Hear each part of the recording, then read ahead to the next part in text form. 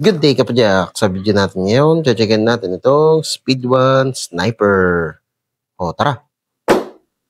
Kung bago ka lang sa channel ko, huwag kalimutan mag-subscribe at i-click yung bell icon para notified ka sa mga future videos ko. Like na rin.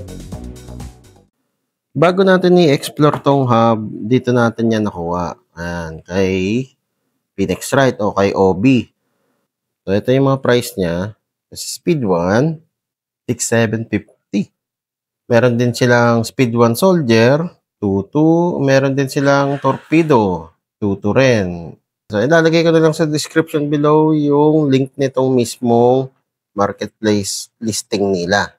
Para ma-check nyo yung ibang tinda niya, click mo lang tong profile niya, lilitaw dyan yung listing niya. Ayan, ang dami. Oh. So, ito yung box ni Sniper. Speed 1 logo. Ito yung model niya. Tapos itong hub na to ay 150 teeth na ratchet type. Nasa ilalim niya yung specs. So nakalagay dito, model niya secret. Pero sniper, ano ba talaga Speed 1? Secret o sniper? Tapos 150 teeth. Spoke hole niya ay 32 holes. Parang wala silang linabas na 36 nito. Yung construction ng hubs gawa sa aluminum 6061. So, yung axle niya, chromoly steel. So, anti-bengkong. Tapos, yung pre-hub body niya, gawa sa aluminum 7075. So, 7,000 series yan. Matibay na aluminum yan, guys. Ang brand ng bearing na linagay nila ay SNS. Magandang bearing din yan. So, nakalagay na dito yung bearing sizes niya. So, ito yung front hub. Ang bearing niya ay 17287-2RS. Ito naman yung panlikod. Ito yung nasa loob sa axle, 6902-2RS. Ito naman yung bearing ng pre-hub, dalawa parehas, 15267-2RS. And then, 150 teeth, spring ratchet type system. Kasi meron ding mga ratchet type na magnetic. Ito, gumagamit siya ng spring. So, nakalagay din dito yung sukat ng axle niya kapag QR saka through axle. Ito yung front hub, pag naka-QR, 9/100. Kapag naka-through axle naman siya, size 15 yung sukat, yung butas ng axle niya. 15/100. Sa likod, 10/135 kapag QR. Kapag ginawa mo naman siyang through axle, ang sukat niya ay 12/142. And ito naman yung mga available niyang kulay. Meron siyang red, black, blue, purple, titanium. Siguro parang shiny na silver yan. Tapos pink. Oh, okay. May pink. Lime, green, gold, orange, saka silver. So, ito yung laman ng box niya, guys. Yan, yung front hub. Ito naman yung rear hub. Kasama na rin yung through axle adapter. And ito naman yung QR niya. Tapos, wala na. Yun lang yung laman ng box. So, itong box, guys, tago nyo lang dahil nandito yung spec sheet ng bearing. So, importante yan. So, tiklopin nyo na lang kung medyo bulky yung box para sa'yo. Okay, so, unahin natin itong through axle adapter. Siyempre, gawa din yan sa aluminum na merong O-ring. Paalala lang, guys, huwag kayong maglalagay ng grasa dito. Okay lang kung yung grasa is safe sa rubber. Pero kung hindi siya safe sa rubber, wag mo na lang lagyan. Mas okay pa na dry yan. Kesa yung linalagyan ng grasa. Kasi kinakain ng grasa yung O-ring. Yung O-ring na yan, yan yung nagproprotekta para hindi pasukin ng tubig yung loob. Pag kinain na yan ng grasa, magkakaroon na ng leak. Ito naman yung QR niya, medyo lightweight. Kasi yung ginawa nila sa handle, parang hollow. Ayan, hollow dito, tapos hollow din dito. Ayan, medyo may pagkagaspang, may parang matte finish na pakiramdam. Okay, not bad. Check natin yung timbang ng hubs. Ito muna, front hub. So, ang timbang niya guys ay 210 grams. Kasama na dyan yung QR. Ito namang rear hub, 365 grams. So, kasama na dyan yung QR. Right. So, sa kulay naman niya guys, sa pintura, maayos naman, maganda. Para siyang anodized. Ito black, may pagka matte finish. Actually dun sa black may dalawa eh. Ito yung black may puti na decals. Feeling ko yun yung mas glossy finish.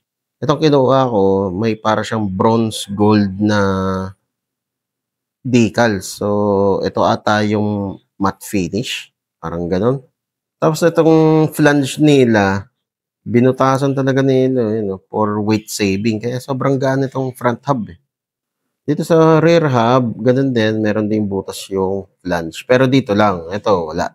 And ito naman, para sa mga newbie natin kapadyak, magtaka kayo bakit hindi pantay yung butas nitong rotor bolt. So, ganyan talaga yan. Kasi ang puwersa ng disc brake, pakanan, papunta dito.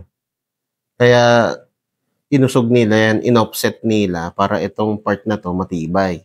Hindi naman pa kaliwa yung puwersa ng disc brake natin eh. Okay, so ito na hinihintay ng lahat, yung ratchet. One side lang yung gumagana sa kanya na ratchet. Isa lang yung gumagalaw.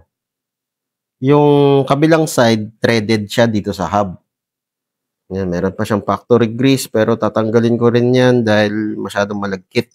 Itong sniper na to guys, V3 to, version 3. Yung version 1 saka version 2, kulay silver yung ratchet. Unlike dito sa V3, kulay itim.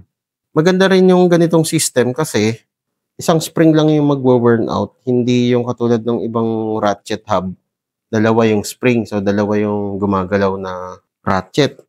Siyempre, kung mag-worn out yung kabila, hindi na pantay. Inconsistent na yung engagement niya. Okay, tapos itong spring out of the box, actually, ganyan lang siya.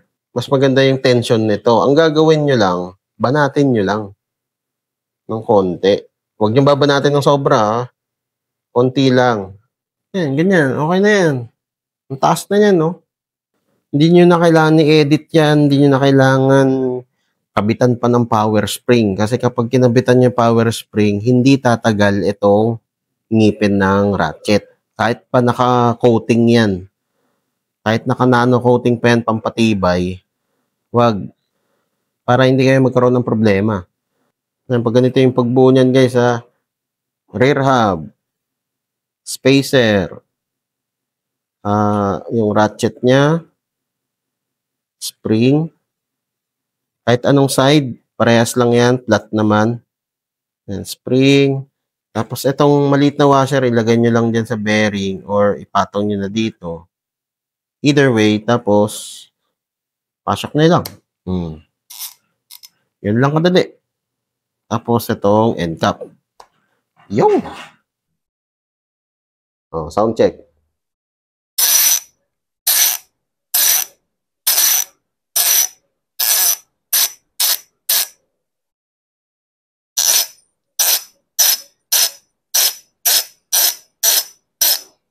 So, ang part score ko dito guys ay 10/10. Wow! Perfect score. Yun nga lang talaga, may kamahalan talaga siya. Well, yung binibili mo lang din talaga dito, yung quality niya, quality ni Speed 1, yung system ng ratchet, and syempre yung tunog. Dahil malakas talaga yung tunog niya. Basta wag nyo nang i-edit. Magte-2026 na oh, edit pa rin. So yun guys ang review ko dito kay Speed 1 Sniper V3. So kung nagustuhan mo tong video na to, di pa like. Kung may katanungan ka pa, kung may gusto kang idagdag, comment down below lang. Okay. So yun lang. Ayos. Whee! O kapadyak, kung na-enjoy mo tong mga video ko, di ba like at i-share mo na rin sa mga tropa pips mo. Makakatulong ito sa channel. Kung gusto mo pa manood ng ibang video, ito, meron pa tayo. Hindi tayo nauubusan. Ayan, katulad nito, saka ito. Oh, nood ka na. Madami pa tayong mga video na i-upload. Kaya, mag-subscribe at i-click yung bell icon para notified ka sa mga future videos ko. Maraming salamat. See you next time.